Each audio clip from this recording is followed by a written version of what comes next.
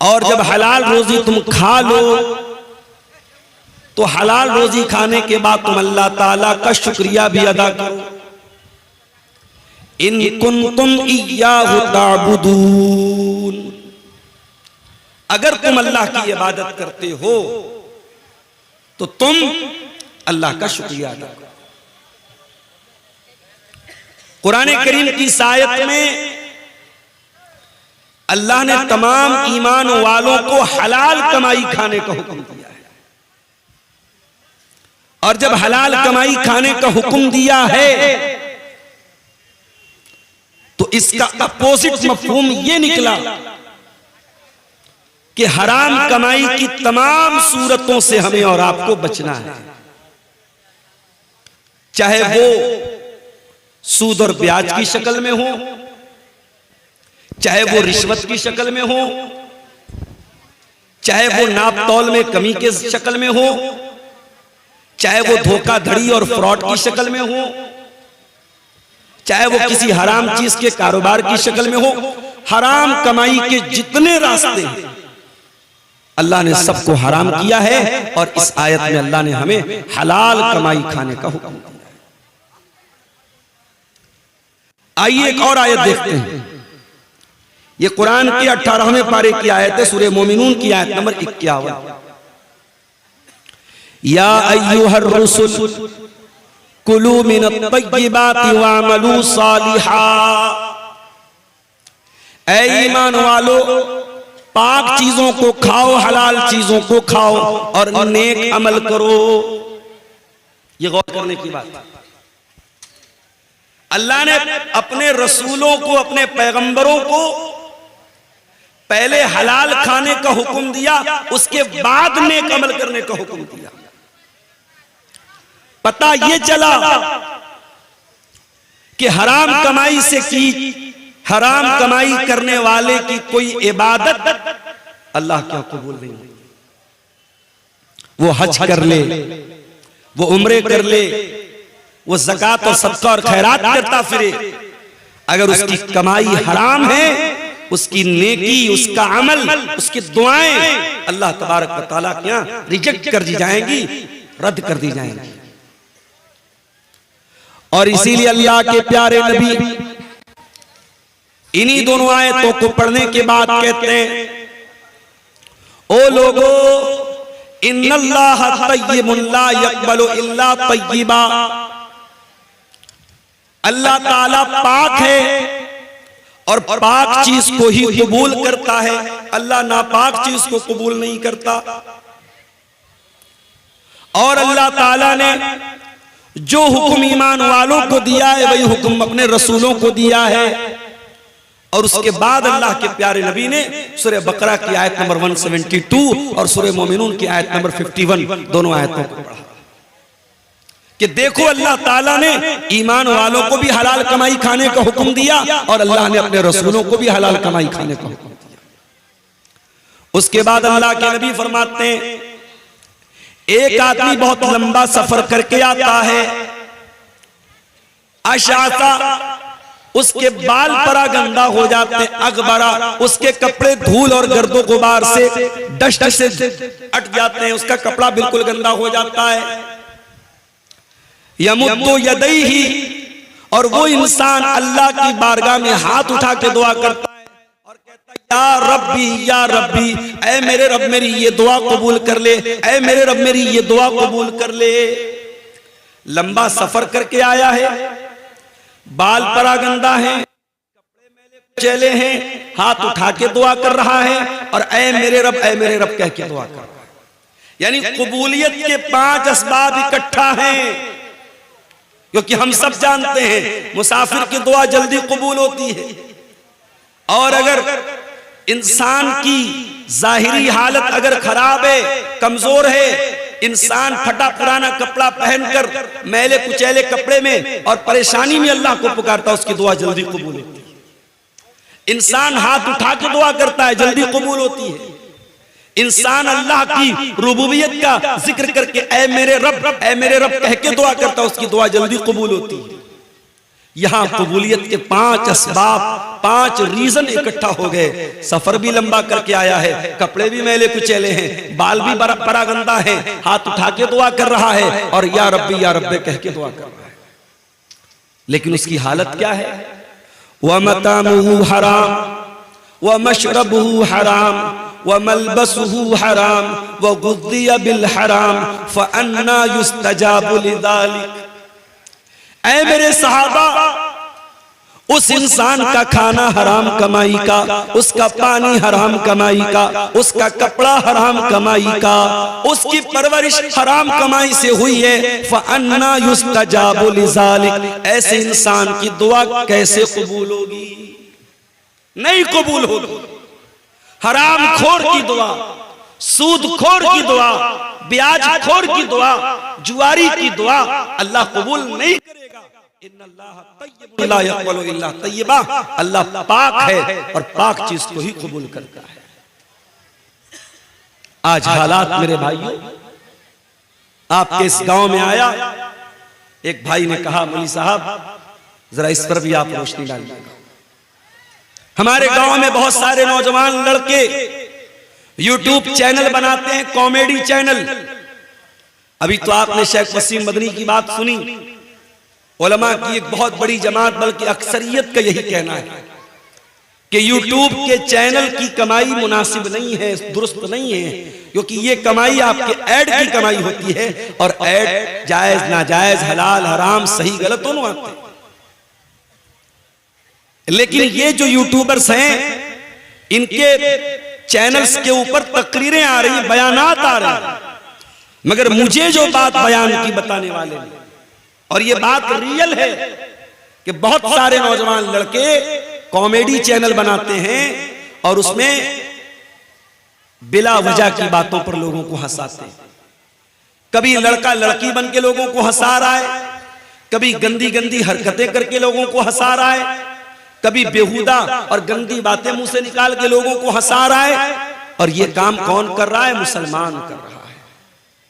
और बड़े फख्र से कहता है साहब मेरे कॉमेडी को तो इतने लोग पसंद करते हैं, 5 मिलियन मेरे सब्सक्राइबर हैं, 10 मिलियन मेरे सब्सक्राइबर हैं। ये बहुत बहुत बड़ी मुसीबत है मेरे भाई। इस दौर में इंसान की काबिलियत, इंसान के टैलेंट और इंसान की सलाहियत का अंदाजा, उसको मिलने वाले फॉलोअर्स, उसको शेयर करने वाले, उसको सब्सक्राइब करने वाले सब्सक्राइबर की तादाद से लगाया जाता है, जबकि पहले ऐसा नहीं था। हमारे कितने बड़े बड़े इमाम गुजरे, कितने बड़े बड़े उलमा गुजरे, सारी जिंदगी गुमनामी की जिंदगी गुजार दी। उनकी जिंदगी एक कमरे से शुरू हुई, एक कमरे में खत्म हो गई। ना उनको कोई लाइक करने वाला, ना उनको कोई सब्सक्राइब करने वाला, ना उनके बहुत ज्यादा स्टूडेंट हैं। उनकी जिंदगी गुमनामी में गुजरी है, मगर दीन के खादिम थे, अल्लाह के दीन के खादिम थे, कुरान और सुन्नत के खादिम थे। मेरे प्यारे साथियों, दुनिया में इंसान का नाम कमा लेना, दुनिया में इंसान का पॉपुलर हो जाना, इस बात की गारंटी नहीं है कि अल्लाह के आगे उसको इज्जत मिल जाएगी। अल्लाह के प्यारे नबी फरमाते हैं कम मिन मदफूइन बिल अबवाब। बहुत सारे ऐसे लोग होते हैं, इतने खराब हालत में होते हैं, उनका कपड़ा इतना बोसीदा होता है, उनकी जाहिरी हालत इतनी खराब होती है, अगर किसी के दरवाजे पे चले जाएं लोग धक्के दे के भगा देंगे, लोग धक्के दे के भगा देंगे। अगर वो किसी की सिफारिश करें, कोई सिफारिश कबूल नहीं करेगा। अगर किसी के दरवाजे पर इजाजत तलब करें, कोई अंदर आने की इजाजत नहीं देगा। मगर अल्लाह की नजर में उन कमजोर लोगों का मकाम भी इतना होता है, लौ अक़सम अलल्लाहि लअबर्रा, अगर अल्लाह के नाम की कसम खा के कोई बात कह दे, अल्लाह उनकी बात को जरूर पूरी करेगा। ये कॉमेडी चैनल बनाकर, ये लड़कों का लड़की बनकर, ये साड़ी पहनकर, ये लिपस्टिक लगाकर ये वीडियोस डालना और उससे पैसे कमाना, ये हराम है मेरे भाई। और ये कमाई आपके घर में आएगी तो माफ करना, आपके सारे अमल को, आपकी दुआओं को बर्बाद कर देगी। लेकिन मसला क्या है? मसला यह है कि यहां दिल में माल की जो मोहब्बत है, पैसे की जो मोहब्बत है, वो इंसान को हलाल और हराम का फर्क करने से दूर कर देती है। इंसान जब माल कमाने पर तुल जाता है तो ये भूल जाता है कि मैं माल हलाल तरीके से कमा रहा हूं या हराम तरीके से कमा रहा हूं। अल्लाह ने कुरान में फरमाया, ज़ुय्यिना लिन्नासि हुब्बुश शहवाति मिनन निसा वल बनीन वल क़नातीरिल मुक़न्तरति मिनज़ ज़हबि वल फ़िद्दा वल ख़ैलिल मुसव्वमा वल अनआम वल हर्स ज़ालिका मताउल हयातिद दुनिया। ऐ मेरे बंदो, कुछ चीजों की मोहब्बत तुम्हारे दिल में डाल दी गई है। औरत की मोहब्बत, कोई मर्द है, कोई आदमी है, परफेक्ट आदमी है, उसके सीने में आदमी का दिल धड़क रहा है और वो कहे कि साहब मुझे औरतों में इंटरेस्ट नहीं है। झूठ बोल रहा है, झूठ बोल रहा है वो। अल्लाह कह रहा है कि हमने इंसान के दिल में डाला है औरत की मोहब्बत। वल बनीन, औलाद की मोहब्बत। शादी हो गई, बेटा पैदा हुआ आपके घर में, अब आप ये कहें कि साहब मुझे बेटे की मोहब्बत नहीं है, मुझे बेटे की चाहत नहीं है, ये नहीं हो सकता।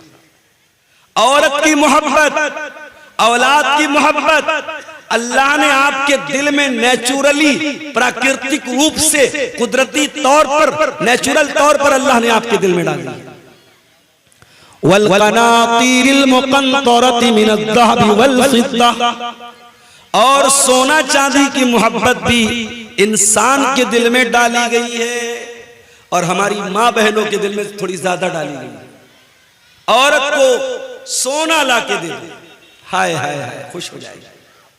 जितनी भी नाराज हो, सोने का एक झुमका ला के दे दो, सोने की एक ईयर रिंग ला के दे दो, सोने की नाक की नथिया ला के दे दो, हाय हाय मेरा शौहर तो सबसे अच्छा शौहर।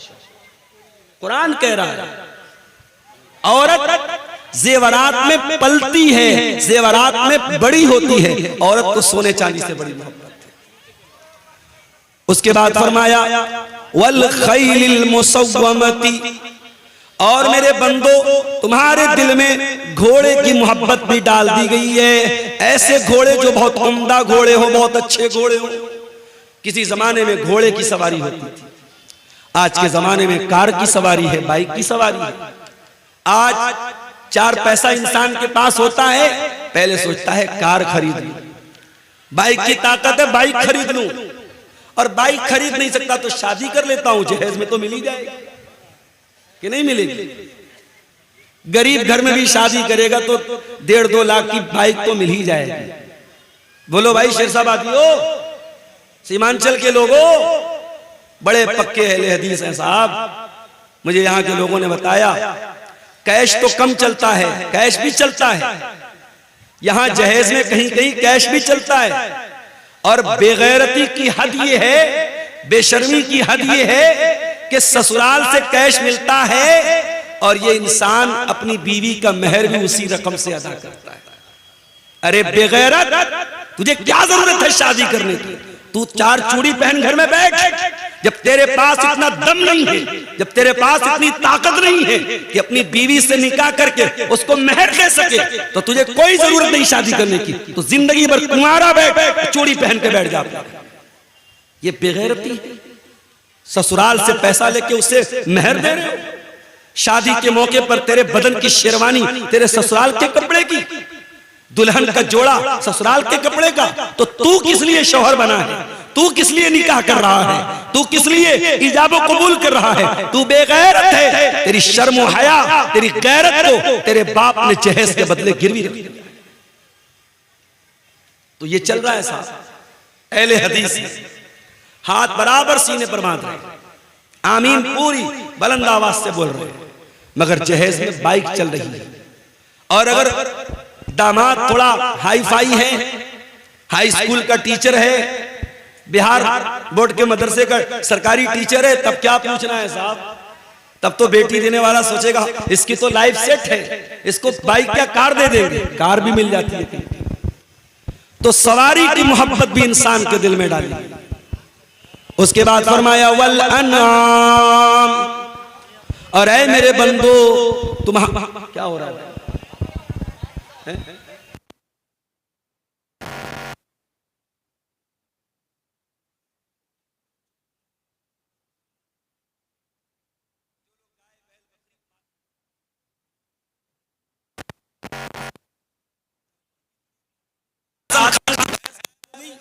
उत्तर प्रदेश के अंदर पुलिस पीछे लगी कि साहब आजम खान की भैंस गायब है। हालांकि कितनी कीमती गाय भैंस है भाई, लेकिन उस भैंस को तलाश करने के लिए जब अखिलेश की सरकार थी यूपी में, तो पुलिस तलाश करती थी कि साहब आजम खान साहब की भैंस मिल नहीं मिली। जो इंसान पालता है उसकी मोहब्बत इंसान के दिल में डाली गई है। उसके बाद फरमाया वल हरती, और खेती बाड़ी करने वालों को खेती बाड़ी से बड़ी मोहब्बत होती है। जैसे हमारे बनारस में साड़ी का कारोबार होता है, कपड़े का कारोबार, हमारे यहाँ खेती नहीं होती, बनारस शहर में खेती नहीं होती, तो हमारी खेती वही है। बनारस चले जाओ, मऊ चले जाओ, मुबारकपुर चले जाओ, वहां साड़ी का कारोबार होता है, कपड़े का कारोबार होता है, तो वो कपड़ा ही उनकी खेती है। इंसान को अपनी खेती, अपने बिजनेस, अपने व्यापार से बड़ी मोहब्बत होती है। तो अल्लाह ने कितनी चीजों का नाम लिया, औरत, औलाद, सोने चांदी, घोड़े, चौपाए, खेती बाड़ी, इतनी सारी चीजों की मोहब्बत अल्लाह कह रहा है इंसान के दिल में डाली गई। उसके बाद अल्लाह फरमाता है ज़ालिका मताउल हयातिद दुनिया, ऐ मेरे बंदे ये जमीन दुनिया में रहेगी, आखिरत में काम ना आएगी। ये जायदाद दुनिया में रहेगी, आखिरत में काम ना आएगी। तेरी औरत दुनिया में तेरे काम आएगी, आखिरत में काम नहीं आएगी। तेरे बच्चे दुनिया में तेरे काम आएंगे, आखिरत में काम नहीं आएंगे। ये सोना चांदी, ये मालो औलाद, ये बीवी बच्चे, ये तमाम चीजें दुनिया के अंदर रह जाएंगी। वल्लाहु इंदहु हुस्नुल मआब, अंजाम अगर अच्छा करना है, आखिरत को बेहतर बनाना है, तो वो तो अल्लाह के पास मिलेगी, वो दुनिया में मिलने वाली नहीं है। इंसान चार पैसे कमाने के लिए हलाल और हराम भूल जाता है। इंसान ये क्यों भूल जाता है? ये पैसा दुनिया से आगे काम आने वाला नहीं है मेरे भाई। एक बहुत बड़े अमीर आदमी का इंतकाल हुआ, जब जनाजा जाने लगा, रास्ते में एक गरीब आदमी ने कहा रुक जाओ। उस अमीर बाप के लड़कों ने सोचा लग रहा हमारे बाप का बहुत बड़ा खास दोस्त है, बहुत बड़ा रिश्तेदार है या कोई करीबी है। बेटों ने कहा जनाजे को रोक दिया जाए। जनाजे को रोका गया, जनाजे को जमीन पर उतारा गया, चारपाई को खोला गया, मरने वाले का चेहरा खोला गया। वो गरीब इंसान उस अमीर इंसान के चेहरे को देख के कहता है साहब दुनिया से जा रहे हो, क्या लेके जा रहे हो? क्या मेरी वो जमीन लेके जा रहे हो जो हड़प के बैठे थे? क्या मेरा वो पैसा लेके जा रहे हो जो आपने लेकर के नाजायज कब्जा कर लिया था? क्या मेरा हक मार के वापस दुनिया से लेके जा रहे हो? क्या लेके जा रहे हो साहब? इतना कहना था, उस अमीर बाप के बेटे ज़ारो कतार रोने लगे। मेरे भाई ये दुनिया की हकीकत है, न माल साथ में जाएगा, न जमीन साथ में जाएगी, न जायदाद साथ में जाएगी। और इंसान इन्हीं चीजों के लिए आज क्या नहीं करता है मेरे भाई? पड़ोसी पड़ोसी का हक मार रहा है, भाई भाई का हक मार रहा है, भाई बहन का हक मार रहा है, एक दूसरे के हुकूक मारे जा रहे हैं। मेरे भाइयों अल्लाह से डरो, कयामत के दिन हुकूकुल इबाद का मामला बड़ा खतरनाक होगा। अल्लाह के प्यारे नबी फरमाते हैं लतुअद्दुन्नल हुकूक इला अहलिहा, ओ लोगों तुम दुनिया में लोगों का हक दे दो, वरना कयामत के दिन तुमको देना पड़ेगा। हत्ता युकाद लिशातिल जलहाई मिनशातिल करना, यहां तक कि दुनिया में अगर सींग वाली बकरी ने बगैर सींग वाली बकरी को मारा है, उस पर जुल्म और सितम किया है, तो सींग वाली बकरी को भी हिसाब देना पड़ेगा। इसी सीमांचल के इलाके में एक भाई ने मुझको बताया, वल्लाहु आलम वाकया सही भी हो सकता है गलत भी हो सकता है, बताने वाले ने बताया एक आदमी को इलाज के लिए 25,000 रुपए की जरूरत थी। 25,000 रुपया कोई बहुत बड़ी रकम नहीं है। एक गांव में न जाने कितने लोग ऐसे होते हैं जो 25,000 बड़ी आसानी से एक आध दो दिन में कमा लेते हैं। 25,000 की रकम की जरूरत पड़ी, डॉक्टर ने कह दिया पैसा देंगे तब ऑपरेशन होगा। वो बेचारा गरीब आदमी अपने गांव के कुछ पैसे वाले लोगों के पास गया, उनसे पैसे का मुतालबा किया। गांव के लोगों ने कहा नहीं हम तुम्हें पैसा नहीं दे सकते। पैसे वाले लोगों ने पैसा देने से इनकार कर दिया। उस गरीब इंसान ने अपने बाप का ऑपरेशन कराने के लिए 25,000 की रकम उसने सूद पर कर्जा उठाया।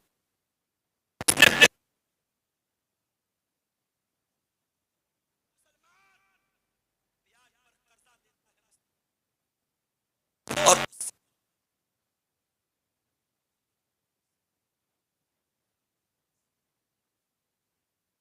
कौम के अंदर सूद और ब्याज खाने के सिलसिले में लोग अल्लाह से न डरते हो, जिस कौम के लोग सूद और ब्याज को खाने को हलाल समझते हो, उस कौम का अंजाम यही होना है जो आज पूरे मुल्क में नहीं पूरी दुनिया में हम देख रहे हैं। क्यों बरस रहे हैं, ये मार क्यों खा रहे हैं, ये बुलडोजर क्यों चल रहे हैं, ये जुल्म और सितम क्यों हो रहे हैं? अल्लाह की धरती पर ला इलाहा इल्लल्लाह पढ़कर जितना हमने अल्लाह को नाराज किया है, मुहम्मदुर रसूलुल्लाह पढ़कर जितना हमने रसूल के हुक्म को तोड़ा है, शायद दुनिया में किसी और ने नहीं तोड़ा। सूद और ब्याज को इतना आसानी से इतने हल्के में ले लेते हो मेरे भाई। दौलत की कमी नहीं इस कौम के पास। अभी कुछ दिनों पहले मैं आया था, इसी कटिहार के कुछ लोगों ने मुझसे कहा, मौलाना एक कंपनी आई है, उसका नाम है Meta ozone. Meta ozone company में पैसा लगाना कैसा है? मेरा वीडियो उस जमाने का अगर होगा यूट्यूबर लोगों के पास जाके देख लेना। मैंने साफ कहा था, ये मेटा ओजोन कंपनी हो या ये कोई भी क्रिप्टो के नाम पे कंपनी हो, इतना पैसा लगा दो, हम हर महीना इतना देंगे। ये जितने कंपनियां एक फिक्स अमाउंट आपको दे रही हैं, ये बिल्कुल गलत है, हराम। और अंजाम ये हुआ, ये सारी कंपनियां गरीबों का और मिडिल क्लास के लोगों का गाड़ी कमाई का पैसा लेके भाग जाती हैं। और कटिहार के एक साहब ने 2 करोड़ रुपए लगाए थे, 2 करोड़ की बड़ी रकम लगाई थी इसी मेटा ओजोन कंपनी में। मुसलमान आदमी था और वो कुछ महीनों के बाद कंपनी भाग गई, आज उसकी वैल्यू 0 के बराबर हो गई। क्यों ऐसी चीजों के पीछे पड़ते हो मेरे भाई? क्या हलाल कमाई कमाने के तरीके नहीं है? बहुत सारे तरीके। मुझे याद है जामिया सल्फिया बनारस में हमारे साथ एक साहब पढ़ते थे, हमारे क्लास फेलो तो नहीं थे, हमारे दौर के थे, मुआसिर थे। वो रहने वाले सूरत के थे, गुजरात के थे। कुछ दिनों के बाद मेरा एक सफर हुआ गुजरात का, उनसे मुलाकात हुई मौलाना साहब से। मैंने सोचा साहब मौलवी साहब हैं तो किसी मस्जिद में इमामत करते होंगे, किसी मदरसे में पढ़ाते होंगे। भाई मौलवी क्या करता है? मौलवी का 3 ही काम होता है, या तो मस्जिद में कहीं इमाम बन गया, या किसी मदरसे में टीचर बन गया, या फिर दावत और तबलीग का काम कर रहा है। मौलवियों की दुनिया बड़ी महदूद होती है। तो मैंने कहा कि भाई क्या करते हैं आप? उन्होंने कहा मौलाना साहब, शेख साहब, मेरे वालिद की समोसे की दुकान है, समोसे की दुकान है और मैं समोसा रोजाना तैयार करता हूं, तेल में फ्राई करता हूं, उसको बेचता हूं। मुझे बड़ी हैरत हुई। मैंने कहा आप जामिया सल्फिया बनारस के पढ़े हुए हैं और आप समोसा बेच रहे हैं? कहा शेख साहब तो इसमें क्या बुरा है? मैं बिजनेस कर रहा हूं, काम कर रहा हूं, इज्जत की रोटी है और सारे समाज की नजर में ये साहब की मौलाना साहब हैं, इनका समोसा बड़ा अच्छा होता है, इनका सामान बड़ा अच्छा होता है। सोच का एक नजरिया ये भी है।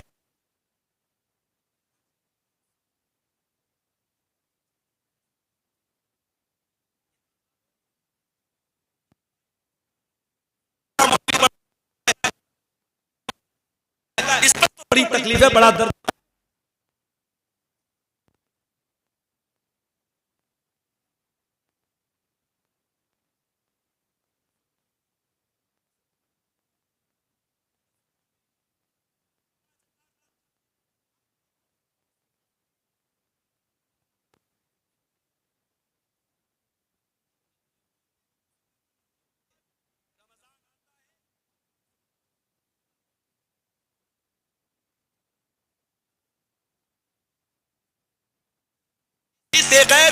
जिंदगी गुजारने से बेहतर है कि तुम जाओ और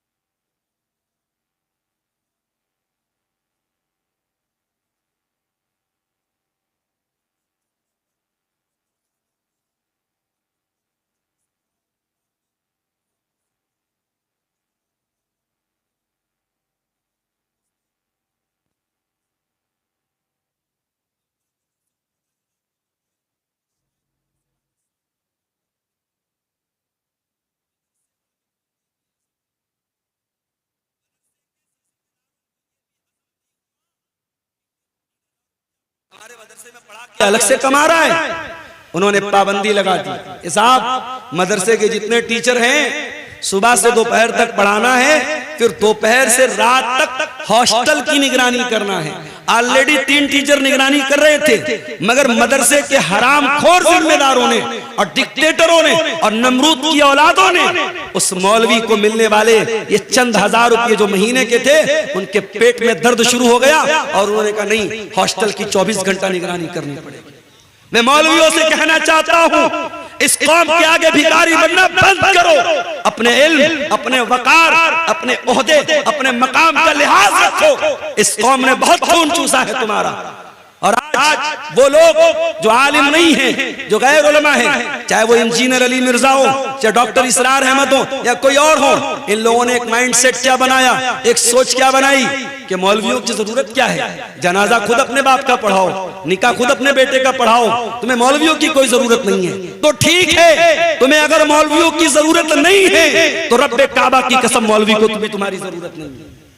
अगर ये मौलवी वाकई में खुददार और बाइज्जत हो जाए, अपने पैरों पे खड़ा हो जाए। हमने लॉकडाउन में देखा कितने मौलवी जो मदरसे के टीचर थे, जो मस्जिदों के इमाम थे, बड़ी मामूली तनख्वाहों पर गुजारा करते थे। लॉकडाउन लग गया, सारी दुनिया ठप पड़ गई। मदरसे के जिम्मेदारों ने कह दिया साहब हमारे पास तनख्वाह नहीं है। मस्जिद की कमेटी ने कह दिया हमारे पास तनख्वाह नहीं है। अरे प्राइवेट कंपनियों ने भी अपने मुलाजिम को आधी तनख्वाह दी थी, मगर इन मदरसों के जिम्मेदारों ने, इन मस्जिद की कमेटी वालों ने यह भी नहीं सोचा कि ये आलिम कहां जाएगा, ये मौलवी साहब कहां जाएंगे। लॉकडाउन लगा हुआ है, इनके बीवी बच्चे क्या खाएंगे। कितने मौलवियों ने, बेचारों ने कर्जे लेके जिंदगी गुजारी है, लोगों से मदद मांग के गुजारा किया है।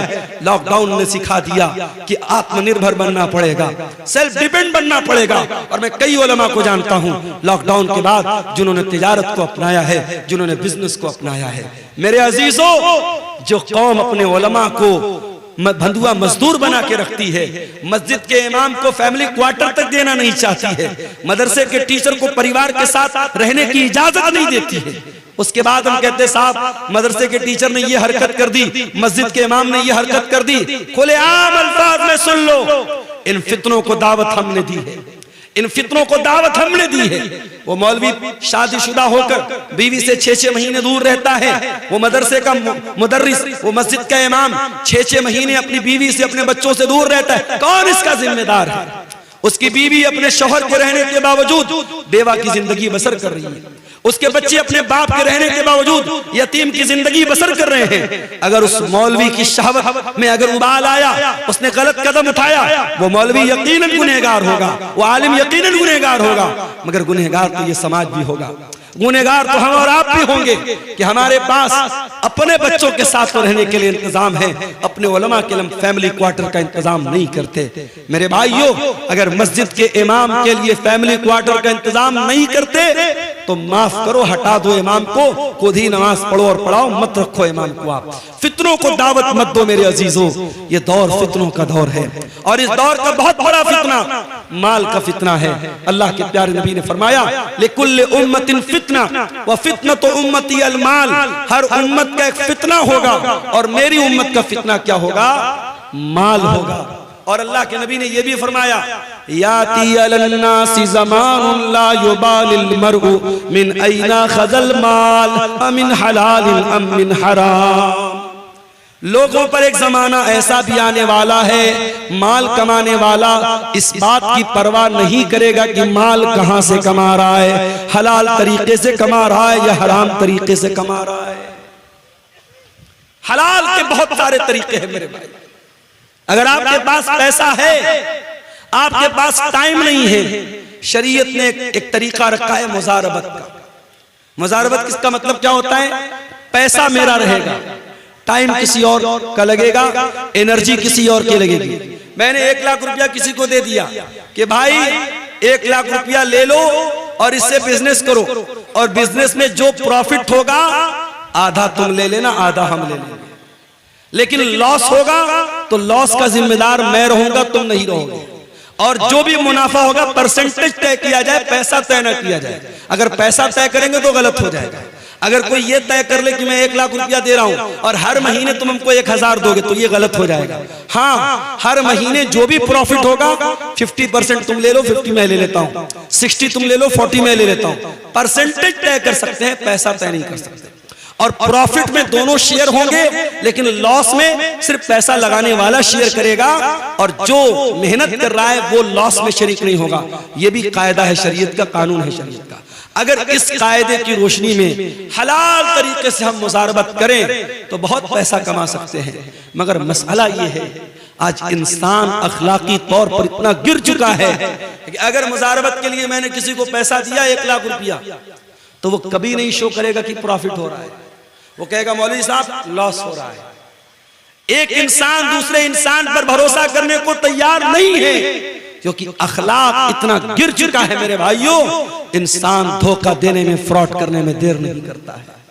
मुसलमान ये भूल गया, उसके नबी का फरमान है, मन गश्शना फलैसा मिन्ना, जो धोखाधड़ी करे, जो फ्रॉड करे, जो अपने मुसलमान भाई के साथ गलत तरीके से व्यवहार करे, वो हम में से नहीं है।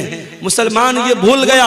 अल्लाह का कलाम कहता है, वैलुल लिल मुतफ्फिफीन अल्लज़ीना इज़ा क़तालू अलन नासी यस्तौफून व इज़ा कालूहुम औ वज़नूहुम युखसिरून। बर्बादी है नाप तौल में कमी करने वालों के लिए। नाप तौल में कमी का मतलब सिर्फ यही नहीं होता कि तराजू में डंडी मार ली जाए, सामान कम तौल के दिया जाए। नाप तौल में कमी का एक मतलब यह भी है कि जब अपना फायदा नजर आए, अपना मफाद नजर आए, तो इंसान दोनों हाथों से फायदा वसूल ले, और जब सामने वाले को फायदा देने की बात आए तो इंसान रास्ता बदल दे, अपने लिए अलग मेयार और सामने वाले के लिए अलग मेयार। ये भी नाप तौल में कमी है मेरे भाइयों। और कुरान कहता है नाप तौल में कमी करने वालों के लिए बर्बादी है। और आगे बढ़िए, ये जो हराम कमाई होती है ना, ये हमारे बीवी बच्चों के ऊपर भी असर डालती है। अगर आपके घर में हराम कमाई आई है, यकीन कर लो मेरे भाई, आपकी बीवी से आपके रिश्ते पर भी असर पड़ेगा।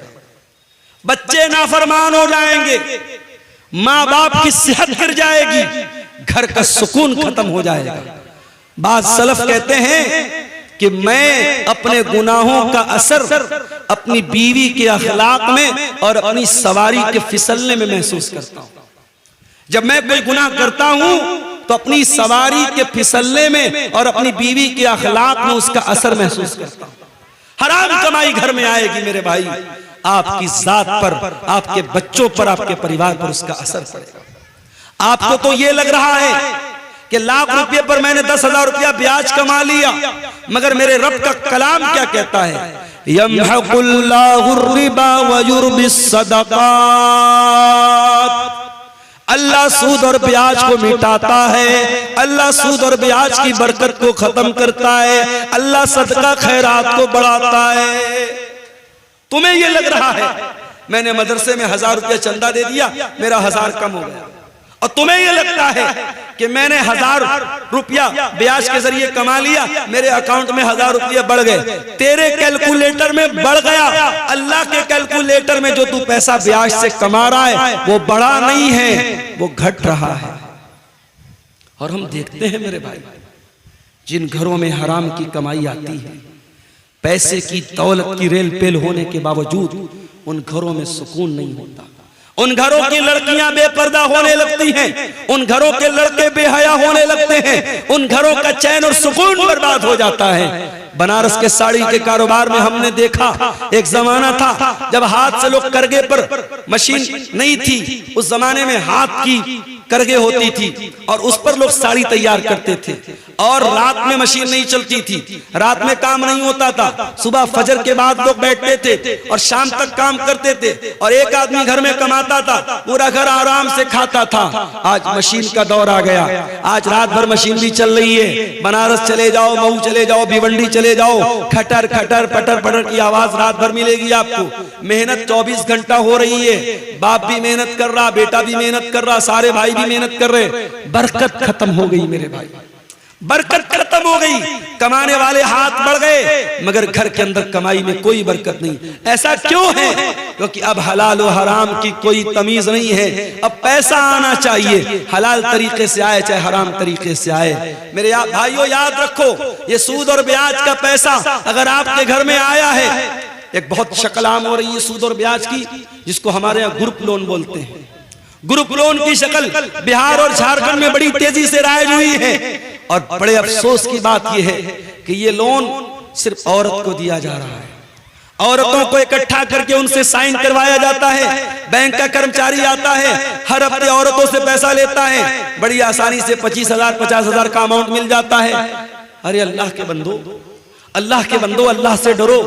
तुम्हारे समाज में लाखों की तादाद में ऐसे लोग हैं, अगर चाहें एक कोऑपरेटिव तंजीम बना लें, एक कोऑपरेटिव बैंकिंग सिस्टम बना लें और बगैर ब्याज के ये छोटी छोटी रकम भरोसेमंद आदमी को तहकीक करने के बाद, जिसको कोई बिजनेस स्टार्ट करना हो, कोई काम स्टार्ट करना हो, ये 25-50 हजार की रकम देके काम स्टार्ट कर दें। शरीयत कहती है आप लोगों का काम शुरू करा दो, लोगों को भीख मांगने पर और लोगों को सूद खाने पर मजबूर मत करो। आज सूद और ब्याज, बड़ी मामूली रकम पर सूद और ब्याज खाया जा रहा है और घर की औरतों को उसमें इन्वॉल्व किया जा रहा है।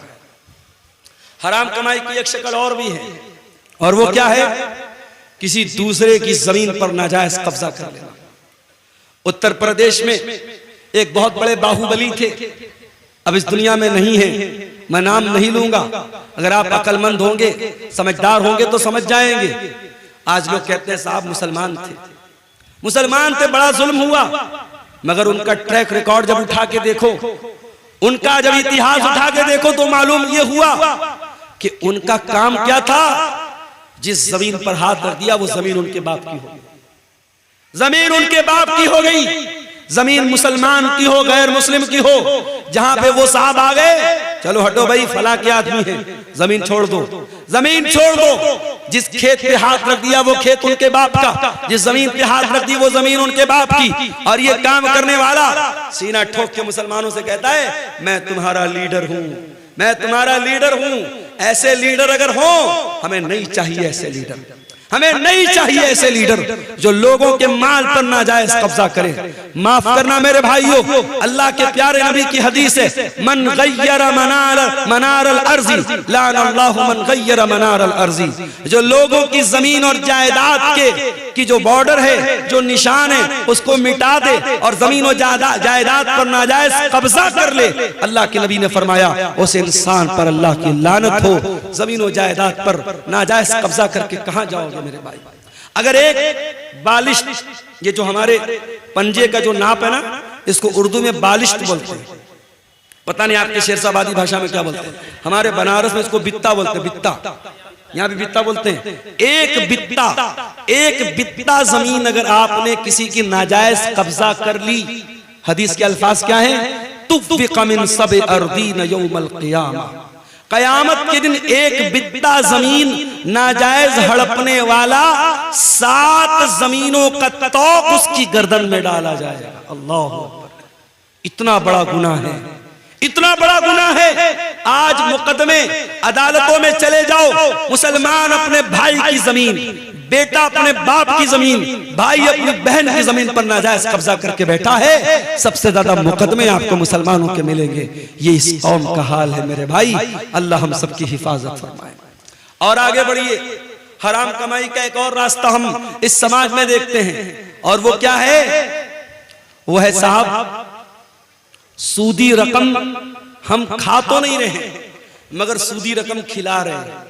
मोबाइल ले लिया फट से हमने, EMI पर, लोन पर ले लिया हमने, क्रेडिट कार्ड पर ले लिया हमने, और जब ले लिया तब उलमा से आके धीरे से पूछते, मौलाना साहब ये किस्तों पर मोबाइल लेना कैसा है? अरे तू जो मोबाइल लेके आया किस पर लिया? किस्त पर लिया ना, तो लेने के पहले मसला पूछना चाहिए था कि लेने के बाद पूछना है।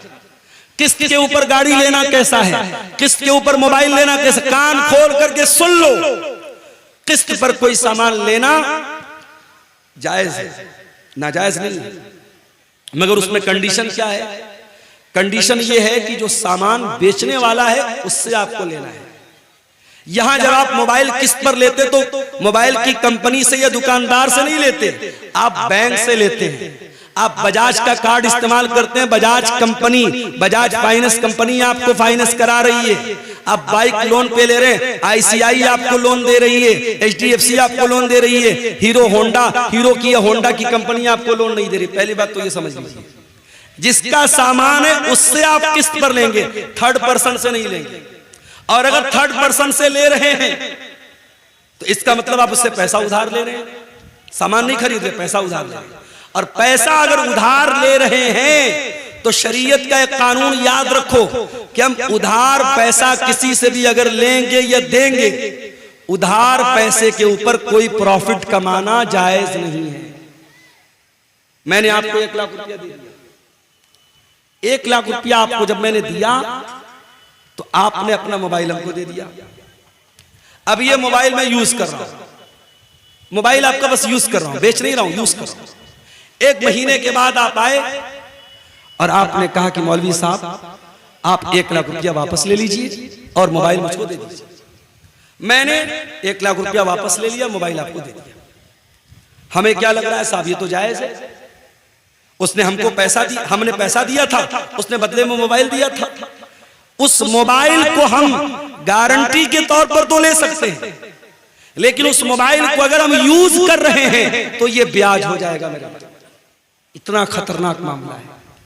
शरीयत कहती है कि आप किसी को कर्जा दे रहे हैं तो कर्जा एहसान करने के लिए होता है, कर्जा कमाने के लिए। कमाना है तो बिजनेस करो, पार्टनरशिप करो। अगर किसी को उधार दे रहे हो, उधार पर 1 पैसा 1 रुपया भी मुनाफा नहीं कमा सकते। हाँ, मैंने आपको 1 लाख रुपया दिया, कुछ तय नहीं किया मैंने। आप जब पैसा मुझको देने आए, आपने अपनी खुशी से कहा मौलाना साहब आप मेरे काम आए थे, आपने मेरे बड़े मौके से मेरी मदद की थी, मैं अपनी खुशी से ये 1 किलो मिठाई लेके आया। 1 किलो मिठाई लेके आया हूं, वो दिवाली वाली मिठाई नहीं होनी चाहिए, वो अलग से खरीदा हो।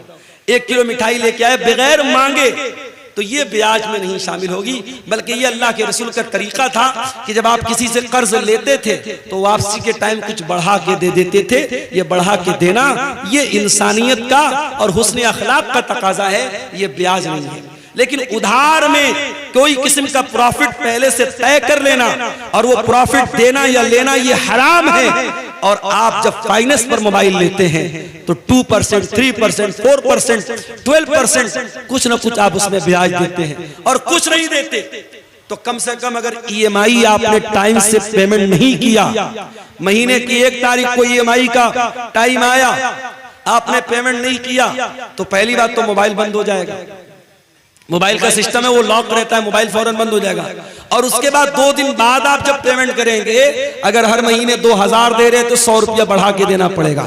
ये जो बढ़ा के आप दे रहे हैं ये क्या है? यही सूद है, यही ब्याज है। और एक मोबाइल के लिए आप ब्याज दे रहे हैं। अल्लाह के प्यारे नबी फरमाते हैं लानल्लाहु आकिल रिबा व मुकिलहु व कातिबहु व शाहिदैहि। आपने फरमाया सूद खाने वाला, सूद खिलाने वाला, सूद लिखने वाला, सूद की गवाही देने वाला, सब पर अल्लाह की लानत। और आपने फरमाया सब बराबर हैं, हम सवा, सब बराबर हैं।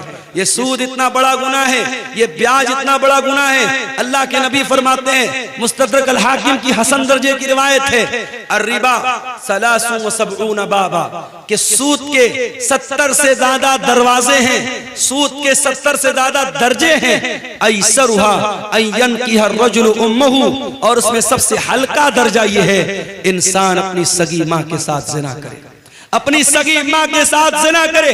कौन तसव्वुर नहीं कर सकता इंसान अपनी सगी माँ के साथ जिना, तो बड़ी दूर की बात है, उसको गलत नजर से देख भी नहीं सकता इंसान। सूद और ब्याज खाना अपनी सगी माँ के साथ जिना करने से बड़ा पाप है मेरे भाई। और ये पाप आज का मुसलमान धड़ल्ले से कर रहा है, रोजा नमाज करके कर रहा है, माथे पर सजदे का निशान लगा के कर रहा है, चेहरे पर दाढ़ी रख के कर रहा है। खबरदार मेरे भाई, इस सूद और ब्याज से बाज आ जाओ, बाज आ जाओ। इस हराम कमाई से अपने घरों को, अपने दामन को बचा जाओ। और आगे बढ़िए मेरे भाइयों, सहाबे किराम को देखिए। हजरत अबू बकर सिद्दीक, उनका एक गुलाम था, वो एक मर्तबा खाने की कोई चीज लाता है। हजरत अबू बकर सिद्दीक को देता है। हजरत अबू बकर मुंह में डाल लेते हैं। वो कहता है अबू बकर, क्या आपको मालूम है ये मिठाई जो मैंने आपको खिलाई है ये कैसी थी?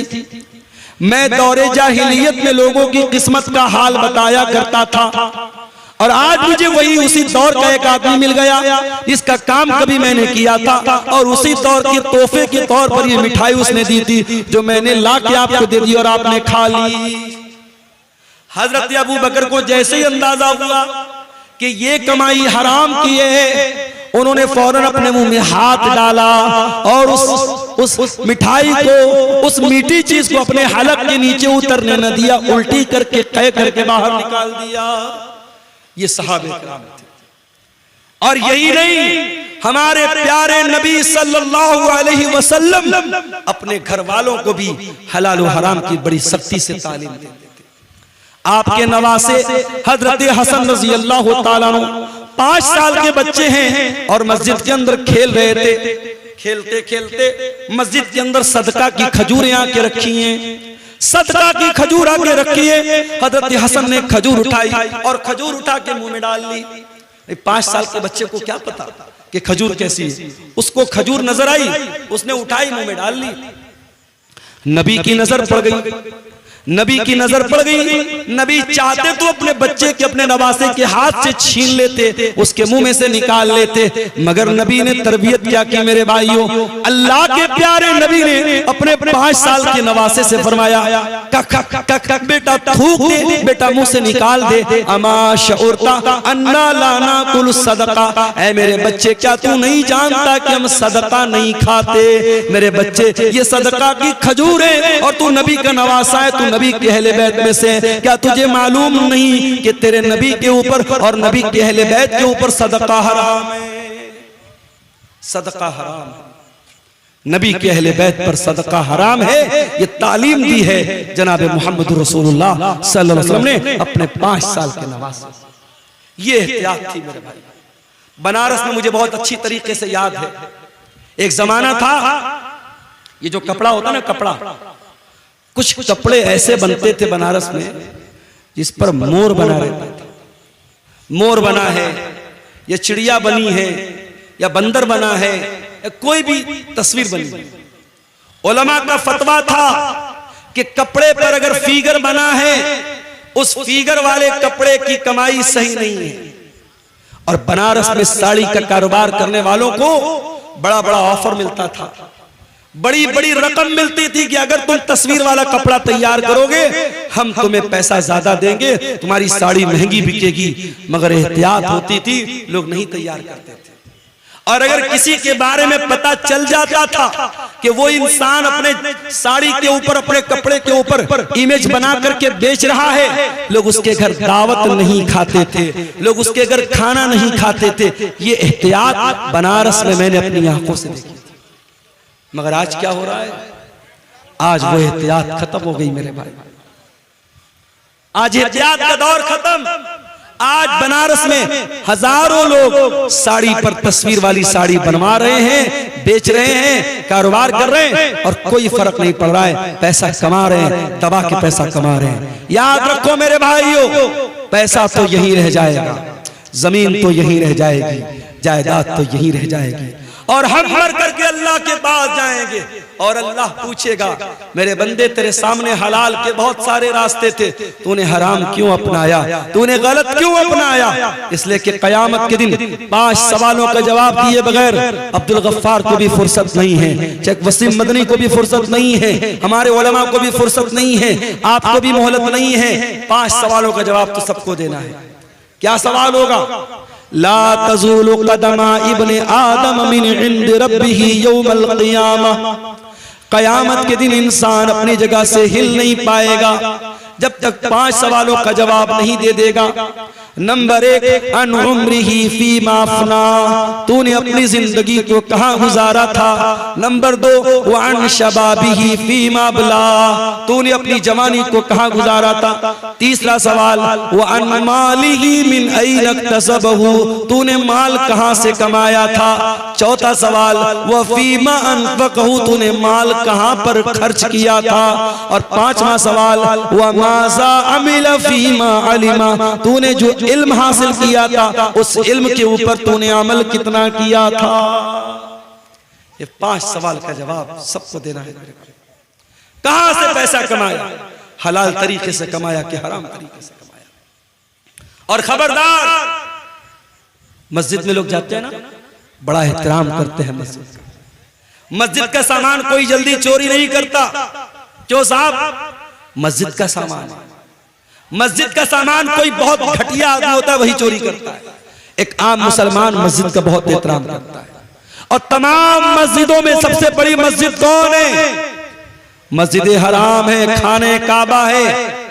कान खोल करके सुन लो, एक मुसलमान की इज्जत, एक मुसलमान की जान, एक मुसलमान का माल, उसकी जो इज्जत है, उसका जो सम्मान है, उसका जो एहतराम है, वो खाने काबा से भी बढ़ करके। और दलील भी आपको पढ़ के सुना देता हूं। नबी ने आखिरी हज किया, हज्जतुल वदा का मौका है, नबी ने पहला और आखिरी हज किया है। बकरा ईद का दिन है, यौमुन नहर है। अल्लाह के प्यारे नबी मिना के अंदर हैं। अपने सहाबा से कहते हैं अय्यो यौमिन हाज़ा, आज का दिन कौन सा दिन है। सहाबा कहते हैं अल्लाह और उसके रसूल ज्यादा बेहतर जानते हैं। आपने फरमाया क्या आज यौमुन नहर नहीं है, क्या आज बकरा ईद का दिन नहीं है। फिर आपने पूछा कि महीना कौन सा है। साहबा ने कहा अल्लाह और उसके रसूल ज्यादा बेहतर जानते हैं। आपने फरमाया क्या ये जिलहिज्जा का महीना नहीं है। फिर आपने पूछा ये कौन सा शहर है। साहबा ने कहा अल्लाह और उसके रसूल ज्यादा बेहतर जानते हैं। आपने फरमाया क्या ये शहर मक्का नहीं है। उसके बाद आपने फरमाया ओ लोगो, इन्ना इन्ना दिमाकुम व अमवालकुम व आराज़कुम हरामुन अलैकुम कहुरमत यौमिकुम हाज़ा फी बलदिकुम हाज़ा फी शहरिकुम हाज़ा। ओ लोगो, तुम्हारी माल, तुम्हारा माल, तुम्हारी जान और तुम्हारी इज्जत आबरू एक दूसरे के लिए हराम है, एक दूसरे के लिए हराम है। जैसे आज का ये दिन हराम है, जैसे ये महीना हराम है, जैसे ये शहर मक्का हराम है, जैसे मक्का का एहतराम करते हो, जैसे जिलहिज्जा का एहतराम करते हो, जैसे आज के दिन का एहतराम करते हो, एक मुसलमान अपने भाई की जान और माल का एहतराम करे। मेरे अजीजों, सहाबे किराम बड़ी एहतियात करते थे। हजरत साद बिन अबी वक्कास सहाबी रसूल हैं। उनके बारे में मशहूर था कि वो मुस्तजाबुद दावत थे। साद बिन अबी वक्कास जब दुआ करते थे उनकी दुआ जल्दी कबूल हो जाती थी। किसी ने पूछा कि ऐ साद बिन अबी वक्कास, क्या बात है, आप कौन सा ऐसा अमल करते हैं कि आपकी दुआ बहुत जल्दी कबूल हो जाती है। तो हजरत साद बिन अबी वक्कास ने क्या जवाब दिया। कहा कि ऐ लोगों, मैं जब खाना खाता हूं तो मुझे मालूम होता है कि मैं वो खाना कौन सी कमाई का खा रहा हूं। मैं जब भी कोई लुकमा उठा करके अपने मुंह में डालता हूं, जब तक यकीन न हो जाए, जब तक कंफर्मेशन न हो जाए, जब तक ये मुतय्यन न हो जाए कि मैं हलाल कमाई का और पाकीज़ा कमाई का लुकमा खा रहा हूं, तब तक वो लुकमा अपने हलक के नीचे नहीं उतारता हूं। एक बहुत बड़े अहले हदीस आलिम का वाकया सीरत निगारों ने लिखा है। गालिबन, अगर मेरी याददाश्त धोखा नहीं खा रही है, गालिबन ये मौलाना अब्दुल्ला गाजीपुरी का वाकया है। अब्दुल्ला गाजीपुरी रहमतुल्लाह अलैह बहुत बड़े अहले हदीस आलिम थे। उनको कहीं सफर पे जाना था, ट्रेन का टाइम हो गया, ट्रेन का टाइम हो गया, स्टेशन पर पहुंचे, इतना टाइम नहीं था कि टिकट खरीद सकते और सामने ट्रेन छूट रही थी। और उस जमाने में इतनी ट्रेनें नहीं थी कि चलो एक ट्रेन छूट गई तो दूसरी पकड़ लेंगे। मौलाना अब्दुल्ला गाजीपुरी साहब ने जल्दी से ट्रेन पकड़ी, ट्रेन पर सवार हो गए, मगर दिल ही दिल में ये एहसास हो रहा था मैंने टिकट नहीं खरीदा है, ये रेलवे की चोरी है, ये सरकार की चोरी है। जब मौलाना अब्दुल्ला गाजीपुरी की मंजिल आ गई, जब उन्होंने अपनी मंजिल पर वो उतर गए तो तो जिस स्टेशन से वो वहां तक आए थे उस स्टेशन तक का उन्होंने टिकट खरीदा। हालांकि कोई टीटी नहीं था, कोई चेक करने वाला नहीं था, कोई टिकट को चेक करने वाला, कोई पकड़ने वाला नहीं था। कभी कभी ऐसा होता है। मैं बनारस से अभी पिछले हफ्ते की बात, एक प्रोग्राम था मेरा अररिया में। अब बनारस से मैं चला, इत्तेफाक से त्योहार का दिन था, ट्रेन पे रश बहुत था और पहले से मैंने रिजर्वेशन नहीं कराया था। अब उसके बाद जब मैं ट्रेन पे लोकल टिकट लेकर के, जनरल टिकट लेके जब मैं चढ़ा था, मैंने सोचा टीटी मिलेगा, उससे बात करूंगा और टिकट कटवा करके एसी में कहीं जगह मिल जाएगी तो एसी बैठ जाऊंगा। अब साहब रश इतना था कि ट्रेन में कहीं बैठने की जगह नहीं थी, टीटी का दूर दूर तक पता भी नहीं था। अब आपको मैं बताऊं कि बनारस से पटना तक तकरीबन 5 घंटे मैंने एसी जो बोगी होती है उसका जो बाथरूम होता है, बाथरूम के पास खड़े होकर के बैग मेरे पीठ पर लदा हुआ था, बैग लादे हुए 5 घंटे खड़े होकर के मैंने वो सफर किया। उसके बाद जब बीच में टीटी आया, टीटी ने कहा मुल्ला जी कहां जा रहे हो? मैंने कहा सर पटना जा रहा हूं, कोई सीट दे दीजिए, पैसा मैं दे दूंगा। कहा नहीं मुल्ला जी कोई सीट नहीं है, लेकिन आप एसी की बोगी के अंदर खड़े हैं, आपको फाइन कटवाना पड़ेगा। मैंने कहा सर मैं अंदर कहां खड़ा हूं, बाथरूम के पास खड़ा होकर के जा रहा हूं, टिकट तो है मेरे पास। कहा कि आप चूंकि एसी बोगी में चढ़े हैं आपको फाइन देना पड़ेगा। मैंने कहा जनरल में जाने लायक हालात नहीं है। उसने कहा जनरल में तो छोड़ दो, आपने जनरल का टिकट लिया, आप एसी में आए हो। उसने 1000 रुपया फाइन भी काटी और 5 घंटे का सफर मैंने खड़े होकर के गुजारा। आज हालात ये है, जब रश का टाइम होता है टिकट जल्दी नहीं मिलता है। मौलाना अब्दुल्ला गाजीपुरी उस दौर में वो टिकट बगैर खरीदे वापस जा सकते थे, मगर उनकी एहतियात देखो मेरे भाई, उनका तकवा देखो। वो जिस स्टेशन से आए थे उस स्टेशन तक का उन्होंने टिकट खरीदा और वही टिकट खरीद करके उसको फाड़ दिया। उनके साथियों ने पूछा मौलाना ये क्या किया आपने?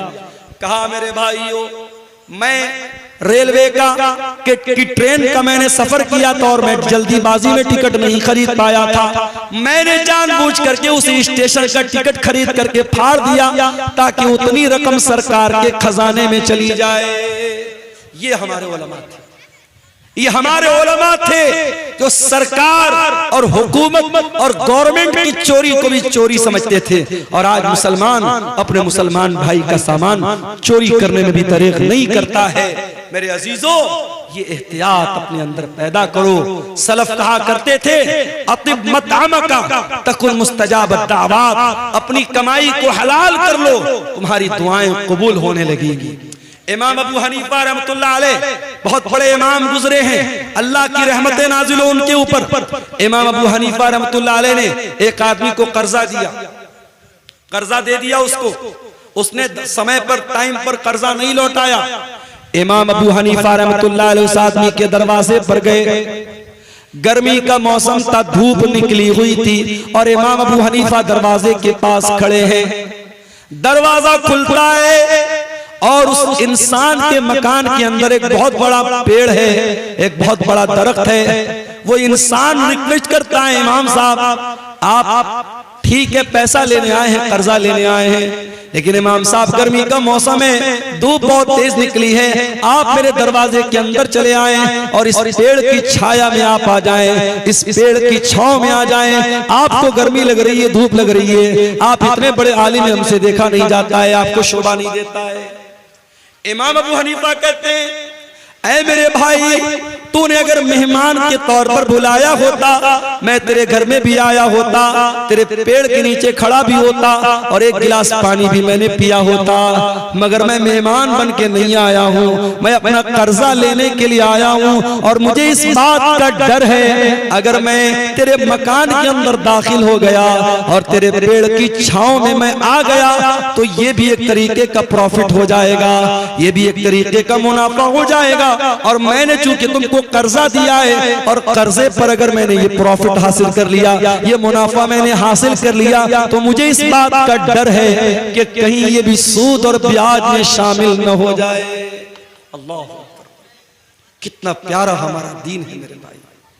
कितना प्यारा हमारा दीन है, कितनी एहतियात करते थे हमारे असलाफ कि किसी को पैसा उधार दिया है तो उसके मकान के पेड़ की छांव में भी जाना उन्होंने गवारा नहीं किया। इमाम अहमद इब्न हंबल के पास एक औरत आती है, गौर से सुनना ये वाकया। इमाम अहमद इब्न हंबल के पास एक औरत आती है, अरे इमाम अहमद इब्न हंबल एक मसला पूछने आपके पास आई। क्या मसला है? ऐ इमाम अहले सुन्नत, ऐ इमाम अहमद इब्न हंबल, मसला ये है कि मैं कपड़ा तैयार करती हूँ, कपड़ा बुनती हूँ, और मैं दिन में भी काम करती हूँ, रात में भी काम करती हूँ। दिन में सूरज की रोशनी में काम करती हूँ, रात को मैं चिराग जला करके चिराग की रोशनी में काम करती हूँ। ऐ इमाम अहमद इब्न हंबल, जब कपड़ा तैयार हो जाता है तो कपड़े की क्वालिटी में कुछ कपड़ा जो सूरज की रोशनी में तैयार होता है उसकी क्वालिटी थोड़ी अलग होती है, और जो कपड़ा चिराग की रोशनी में तैयार होता है उसकी क्वालिटी में थोड़ा फर्क होता है। ऐ इमाम अहमद इब्न हंबल, मैं मसला पूछने आई हूँ, जब मैं ये कपड़ा मार्केट में बेचने जाऊंगी, जब मैं इस कपड़े को बाजार में बेचने जाऊंगी तो क्या मुझे ये क्लियर करना पड़ेगा, क्या मुझको ये बताना पड़ेगा कि इस कपड़े का कौन सा हिस्सा मैंने सूरज की रोशनी में तैयार किया है और कौन सा कपड़ा मैंने रात के चिराग की रोशनी में तैयार किया है। इमाम अहमद इब्न हंबल हैरान हो गए, कहा कि है मेरी बहन, मसला मैं बाद में बताऊंगा, पहले मैं ये जानना चाहता हूं इतनी अल्लाह वाली, इतनी तकवा वाली तू औरत है कौन जो आकर के ये मसला पूछ रही है कि कपड़ा अगर सूरज की रोशनी में तैयार हुआ है और चिराग की रोशनी में तैयार हुआ है तो क्या कस्टमर को ये बताना पड़ेगा कि कौन सा कपड़ा सूरज की रोशनी में तैयार हुआ है और कौन सा कपड़ा चिराग की रोशनी में तैयार हुआ है। ऐ मेरी बहन, मैं जानना चाहता हूँ तेरा घराना कौन सा है, तेरा खानदान कौन सा है, तो कौन से खानदान से ताल्लुक रखती है। उस औरत ने कहा, ऐ इमाम अहमद इब्न हंबल, मैं इमाम बिश्र अल हाफी की बहन हूं। उस दौर के एक बहुत बड़े इमाम थे, इमाम बिश्र अल हाफी, मैं उनकी बहन हूं। हजरत इमाम अहमद इब्न हंबल ने कहा, वल्लाह मैंने बहुत तारीफ सुनी थी बिश्र अल हाफी की, आज देख लिया कि उनके घराने के अंदर कितनी दीनदारी है, कितना तकवा है, कितना अल्लाह का डर है, कितनी एहतियात है कि आज उनकी बहन आकर के मुझसे मसला पूछ रही है। मेरे प्यारे साथियों, एहतियात इसको कहते हैं, हलाल और हराम की चिंता इसको कहते हैं। आज तो हमारा मिजाज ये बन चुका है, बस पैसा आना चाहिए चाहे जैसे आ जाए, और यही वजह है आज रिश्तों की बरकत मेरे प्यारे साथियों खत्म हो चुकी है। आज जब लड़की देखने के लिए जब लड़के की मां जाती है तो क्या देखती है, लड़की की पर्सनालिटी कैसी है, लड़की कितनी खूबसूरत है, लड़की का घर और मकान कैसा है, लड़की कितना जहेज लेके आएगी। काश हमने लड़की के घर वालों का तकवा देखा होता, लड़के की दीनदारी देखी होती और मुत्तकी और परहेजगार लड़की को बहू बना के घर में लाते तो शायद आज हालात वो न होते जो आज हमारी आंखों से हम और आप देख रहे हैं। हजरत उमर फारूक का वो वाकया याद कीजिए। हजरत उमर फारूक अपने दौर में गश्त पर निकले, एक मकान के पास से गुजरते एक लड़की की आवाज आ रही है। लड़की की मां अपनी लड़की से कह रही है, बेटी दूध में उठ करके पानी मिला दे, सुबह हम दूध का कारोबार करने जाएंगे, दूध बेचने जाएंगे, रात बहुत हो चुकी है, तू जल्दी से दूध में पानी मिला दे। लड़की कहती है, अरे अम्मी जान, क्या आपको पता नहीं है अमीरुल मोमिनीन का ऑर्डर आया है, हजरत उमर का हुक्म आया है, दूध में पानी मिलाना जुर्म है, दूध में पानी मिलाना अपराध है, हमें मार्केट में शुद्ध दूध बेचना है, हमें प्योर दूध बेचना है, हमें खालिस दूध बेचना है, हमें दूध में कोई मिलावट नहीं करनी है। मां ने कहा, बेटी यहां कौन सा उमर हमको देख रहा है, या कौन सा उमर देख रहा है, रात का सन्नाटा है, रात का टाइम है, अंधेरा है, ऐ मेरी बच्ची तू जाके दूध में पानी मिला दे, उमर को पता भी नहीं होगा कि हम क्या कर रहे हैं। बेटी ने कहा मेरी प्यारी अम्मी जान ठीक है, हजरत उमर फारूक हमको नहीं देख पा रहे हैं, उनको पता भी न चलेगा। फ़इन्ना रब्ब उमर यराना, अगर उमर हमको नहीं देख रहे हैं, ऐ अम्मी जान उमर का रब तो हमको देख रहा है। ऐ मेरी प्यारी माँ, अमीरुल मोमिनीन नहीं देख पा रहे हैं, लेकिन रब्बुल आलमीन तो देख रहा है, अल्लाह तो देख रहा है। अल्लाह को क्या जवाब देंगे मेरी प्यारी माँ? तो इस सवाल का जवाब दे दे, मैं दूध में पानी मिलाना मैं दूध में पानी मिलाने के लिए तैयार हो जाऊंगा। जब बेटी ने ये जवाब दिया, माँ खामोश, माँ खामोश हो गई। मेरे भाइयों, तरबियत करो तो ऐसी करो कि आपके बच्चे जहां आपसे गलती हो, आपके बच्चे आपकी का सुधार कर दें, आपकी इस्लाह कर दें। बेटी ने जब ये जुमला कहा है, माँ खामोश हो गई। हजरत उमर फारूक ने मकान का नंबर नोट कर लिया, मकान की निशानी नोट कर ली। घर आए, सुबह को सारे बच्चों को इकट्ठा किया।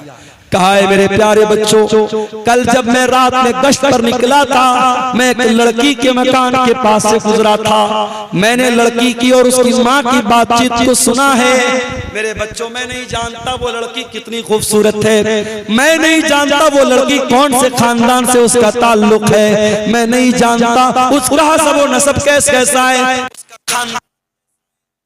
इतना जानता हूँ वो लड़की बहुत अल्लाह वाली है और मैं उस लड़की को अपने घर की बहू बनाना चाहता हूँ। अब तुम बताओ, तुम में से कौन उससे निकाह करेगा?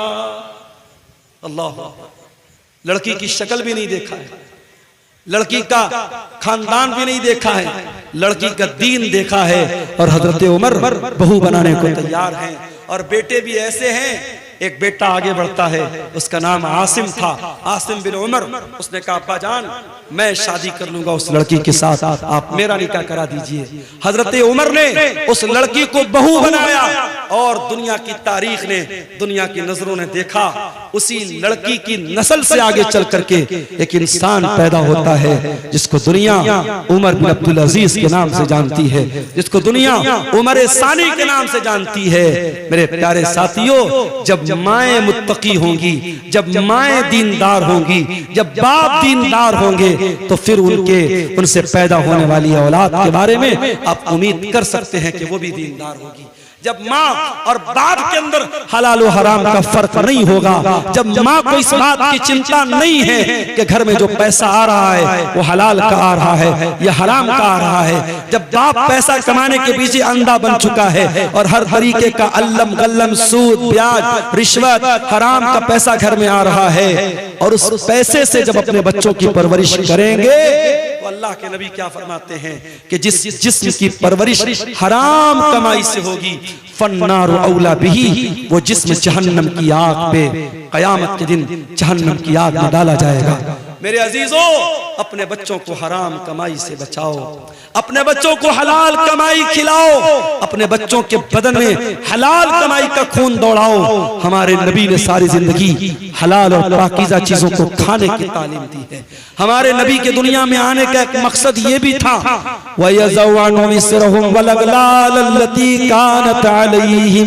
मेरा नबी हलाल चीजों को तुम्हारे लिए, पाकीज़ा चीजों को तुम्हारे लिए हलाल करने आए थे, मेरे नबी नापाक चीजों को तुम्हारे लिए हराम करने आए थे, और मेरे नबी तुम्हारे कंधे के ऊपर, तुम्हारे ऊपर जो जंजीरें थी, जो बेड़ियां थी, उन बेड़ियों से तुमको आजाद करने के लिए दुनिया में आए थे। नबी आए थे इसीलिए ताकि हराम चीजों की बेड़ियों और जंजीरों से हमें आजाद कर दें। मेरे भाइयों, हराम कमाई की इन जंजीरों से अपने दामन को बचा लो। आज वल्लाह हमारे घरों के सुकून को ये हराम कमाई बर्बाद कर रही है। और मैं फिर से कहता हूं, हर हराम का एक हलाल अल्टरनेट शरीयत में मौजूद है। आप सूद और ब्याज अगर हराम है तो आप ये मत समझिए कि मौलवी साहब अगर सूद हराम है तो हमारे पास पैसा है तो हम क्या करें। मैंने उसका हलाल अल्टरनेट आपको बताया, आप मुजारबत कीजिए, आप पार्टनरशिप पर कारोबार कीजिए, हलाल तरीके से बिजनेस कीजिए। अगर आप सूद पर कर्जा का लेन देन नहीं करते हैं, बगैर सूद के आप कर्जे का लेन देन कीजिए। आज बहुत सारे शहरों में इस्लामी बैतुल माल कायम है और बहुत सारे लोग मिल करके उसमें ताउन करते हैं और छोटे छोटे अमाउंट जो गरीब लोग होते हैं, जो मिडिल क्लास के लोग होते हैं, जिनको छोटा मोटा काम करने के लिए पैसे की जरूरत पड़ती है, उनको सूद और ब्याज से बचाने का ये काम आप कर सकते हैं। और याद रखो मेरे भाइयों, ये बड़े बड़े जलसे कराने से बड़ा काम है। सीमांचल के इस इलाके में जिस तेजी से सूद और ब्याज का पंजा, सूद और ब्याज का पंजा गाड़ रहा है, इस माहौल में हमें और आपको ये काम करने की जरूरत है।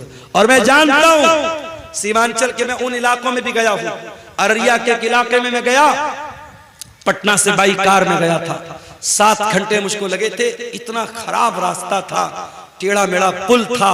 पुल जब खत्म हुआ, जब गांव आया, तो गांव जाने के लिए एक बड़ा मामूली सा पुल बना हुआ था जिस पर सिर्फ पैदल या बाइक से जा सकते थे। 4 व्हीलर को इस पार हम लोगों ने रोका, बड़ी मुश्किल से सफर तय करके वहां हम पहुंचे थे। बड़े पिछड़े हुए इलाके भी हैं, कुछ सरकारों की भी मेहरबानी है, रास्तों का बड़ा मामला खराब है, मगर इसी सीमांचल के इलाके में शादी ब्याह पर लाखों करोड़ों खर्च करने वाले लोग भी मौजूद हैं। और अभी जैसा कि मैंने बताया कि एक हराम कंपनी में 2 करोड़ की रकम एक मुसलमान ने लगाई थी। अगर हम हराम चीजों में 2-2 करोड़ रुपया लगा सकते हैं, तो मेरे भाई एक ऐसी चीज, एक तंजीम आप बना लें, एक बैतुल माल आप बना लें, और समाज के ज्यादा नहीं 100 लोग मिल करके अगर 1000-1000 रुपया भी इकट्ठा करके उसमें इन्वेस्ट करें, 1 लाख रुपया उन्होंने उसमें डाल दिया, 100 लोगों ने मिल करके 1000-1000 डाला, 1 लाख रुपया आ गया। अब इस 1 लाख का आपको क्या इस्तेमाल करना है? कोई भी गरीब आदमी जिसको 10,000 5,000 रुपए की जरूरत है, आप पहले वेरीफाई कर लें, तहकीक कर लें, उस इंसान के कुछ पेपर वगैरह ले लें ताकि वो बेईमानी ना कर सके, और बगैर ब्याज के उसको पैसा दें। ये काम आप अगर करें, वल्लाह बता रहा हूं, बहुत सारे घरों में ये जो ग्रुप लोन है, ये जो बंधन लोन है, और ये छोटे छोटे अमाउंट जो लोन पर लिए जा रहे हैं, और हमारे मुसलमानों के गरीब घरों को सूद और ब्याज की चक्की में पीसा जा रहा है, ये लानत मेरे भाइयों खत्म हो सकती है। बस कदम आगे बढ़ाने की देर है। मैं इसी कटिहार के इलाके में गांव के लोगों ने मुझे बताया कि वहां मस्जिद और ईदगाह बनाने की बात आई। गांव के लोगों ने बहुत छोटा अमाउंट, शायद 100 रुपया या कितना 10 रुपया शायद बता रहे थे कि एक परिवार में जितने लोग हैं, हर आदमी की तरफ से 10 रुपया देना है। हर आदमी, एक परिवार में अगर 10 लोग हैं तो 100 रुपया देना है, परिवार में 7 लोग हैं 70 रुपया देना है। 10-10 रुपया इकट्ठा करके हर हफ्ता कई लाख रुपए उस गांव के लोगों ने इकट्ठा किया, कब्रिस्तान की जमीन खरीदी, ईदगाह की बाउंड्री की, और अभी और भी काम वो लोग करने जा रहे हैं। आपके करीब के किसी गांव के लोगों ने मुझे बताया। तो ये काम, इस तरीके के काम हम कर सकते हैं मेरे भाइयों। आपको कदम बढ़ाने की और हिम्मत करने की जरूरत है। मैं जानता हूं शेरशाबादी कौम के अंदर अल्लाह ताला ने बहुत सलाहियत दी है, इस सलाहियत का सही इस्तेमाल कीजिए। अपने समाज में होने वाली बुराइयों से मेरे भाइयों अपने आप को बचाइए। एक साहब सवाल कर रहे हैं कि यूट्यूब की कमाई हराम है, तो कॉमेडियन यूट्यूब का पैसा मदरसे में दान करना कैसा है, और ड्रीम 11 का जीता हुआ पैसा मदरसा मस्जिद में दान करना कैसा है? जाहिर है अगर मदरसे वालों को पता है कि ये पैसा ये हराम कमाई का दर है, मदरसे वाले ना ले, और अगर मदरसे वालों को नहीं पता और मदरसे वालों ने ले लिया तो उनका लेना तो गलत नहीं है, मगर देने वाले को कोई सवाब नहीं मिलेगा।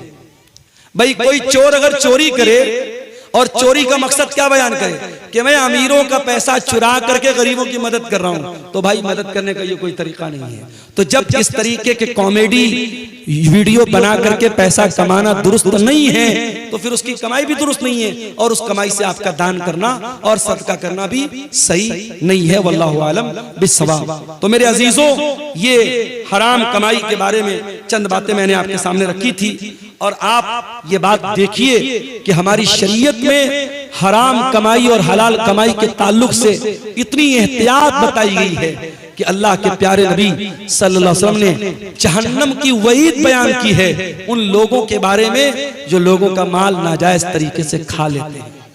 मैं आखिरी हदीस सुना करके बात खत्म करता हूं। अल्लाह के नबी ने सहाबा से कहा कि ऐ मेरे सहाबा, क्या तुम जानते हो मुफलिस कौन है, गरीब कौन है? सहाबा ने कहा अल्लाह के नबी, अल्लाह और उसके रसूल ज्यादा बेहतर जानते हैं, आप ही बता दीजिए।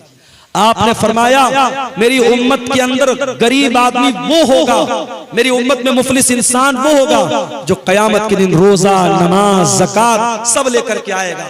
वयाती कद शतम हाजा व ज़रब हाजा व अकल माल हाजा व क़ज़फ़ हाजा, किसी का माल हड़पा होगा, किसी को गाली दी होगी, किसी पर तोहमत लगाई होगी, किसी पर बहतान लगाया होगा, हराम तरीके से लोगों का माल कमाया होगा, उस इंसान के बारे में अल्लाह के नबी फरमाते हैं उसकी नेकियां हकदारों को दे दी जाएगी।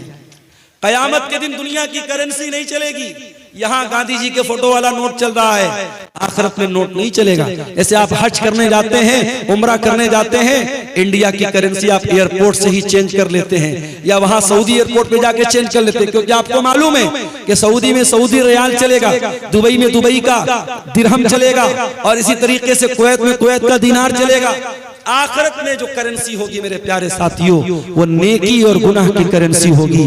अगर हमने किसी का हक मारा है, उसकी हमारी नेकियां उसको दे दी जाएंगी। और जब हमारी नेकियां खत्म हो जाएंगी, अल्लाह के प्यारे नबी फरमाते हैं फ़इन फ़नियत हसनातुहु, अगर उसकी नेकियां खत्म हो जाएंगी और फिर भी हकदारों का हक बाकी रह जाएगा, तो क्या किया जाएगा? फिर उन लोगों के गुनाह इसके ऊपर लादे जाएंगे जिनका हक इसने मारा है, जिनकी जमीन को इसने हड़पा है, जिनको गाली दी है, जिनको बुरा भला कहा है, जिन पर तानो तशरीह की है, उनके गुनाह इसके ऊपर लादे जाएंगे। और वो इंसान जो दुनिया से नेकी का पहाड़ लेके आया था, अब गुनाहों के बोझ के नीचे दबा होगा और सुम्मत तुरिहा फिन्नार, फिर उसको जहन्नम के अंदर फेंक दिया जाएगा और डाल दिया जाएगा। इसलिए मेरे अजीजों, हराम कमाई से अपने दामन को बचा लो। मैं फिर से वही आयत पढ़ रहा हूँ जो खुतबे मसनूना के बाद मैंने पढ़ी थी, या अय्युहल लज़ीना आमनू कुलू मिम्मा फिल अर्ज़ि हलालन तय्यबा, ऐ ईमान वालो, जमीन में जो हलाल चीजें हैं, जो पाक चीजें हैं, उनको खाओ और अल्लाह का शुक्र अदा करो। अगर तुम अल्लाह की इबादत करते हो, हलाल और हराम कमाई के ताल्लुक से ये चंद बातें आपके सामने रखी गई हैं। हम रब्बुल आलमीन से दुआ करते हैं, इलाही आलमीन तू हमें हर किस्म की हराम कमाई से बचने की तौफीक अता फरमा। रब्बुल आलमीन सूद और ब्याज की लानत से पूरे सीमांचल के इलाके को तू पाक कर दे। ऐ अल्लाह, हमारे वो भाई जिनको अल्लाह तूने दौलत से